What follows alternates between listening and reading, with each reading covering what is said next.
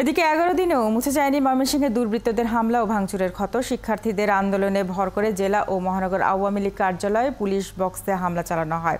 পুড়িয়ে দেওয়া হয় সরকারি গাড়িসহ বিভিন্ন স্থাপনা। পুলিশ জানায় সরকারি দপ্তর ও আইনশৃঙ্খলা বাহিনীর স্থাপনায় আরও বড় ধরনের হামলার পরিকল্পনা ছিল দুর্বৃত্তদের। বাবুল হোসেনের তথ্য ও নুরুজ্জামানের ছবিতে প্রতিবেদন।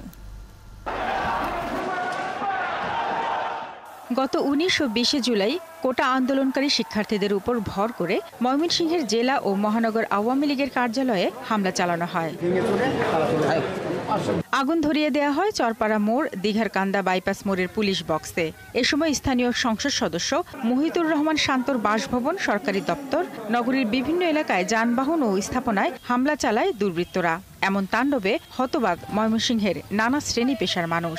আওয়ামী লীগের অফিসে আজ পর্যন্ত এই ময়মনসিংহে আমি আগে ছোট বাজারের অফিস ছিল, ওখান থেকে দেখে এসে পরে এখানে নিয়ে আসলো, এরকম ধরনের হামলা আর হয়নি। কোমলমতি শিক্ষার্থী তাদেরকে সামনে আগায় অ্যাডভান্স আগায় দেওয়া, সামনে আগায় দেওয়া, পিছনে ওরা এইগুলি সাজায় নিছে। ময়মনসিংহে সিলিন্ডার একটি গাড়ি পুড়িয়ে দিয়েছে।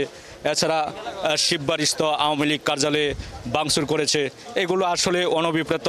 সহিংস এ তাণ্ডবে জড়িতদের বিচারের দাবি জানিয়েছেন স্থানীয়রা। যারা প্রমাণিত হবে যে সরকারি সম্পত্তি ধ্বংস করেছে, তাদের ব্যক্তিগত সম্পত্তি বাজেয়াপ্ত করে ওই সম্পত্তির যে ক্ষতিপূরণ যতটা পারা যায় এই লস কভার করার। সুবিচার না হইলে তো আপনার জিনিসটা ক্ষতি করছে, কোটি কোটি টাকা সম্পদ, এতে তো জনগণের সকলেরই ক্ষতি।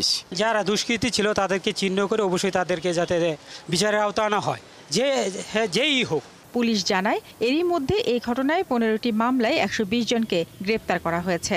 সরকারি দপ্তর ও আইনশৃঙ্খলা রক্ষাকারী বাহিনীর স্থাপনায় আরও বড় ধরনের হামলার পরিকল্পনা ছিল দুর্বৃত্তদের। ফুটেজ দেখে যারা সরাসরি জড়িত এরকম দুষ্কৃতকারী প্রায় আমরা 120 জনের মতো আমরা গ্রেপ্তার করতে সমর্থ হয়েছি এবং এটা আমাদের অব্যাহত রয়েছে। পুলিশ আরও জানায় জনমনে নিরাপত্তা ও স্বস্তি ফিরিয়ে আনতে সহিংসতায় জড়িত কাউকে ছাড় দেয়া হবে না।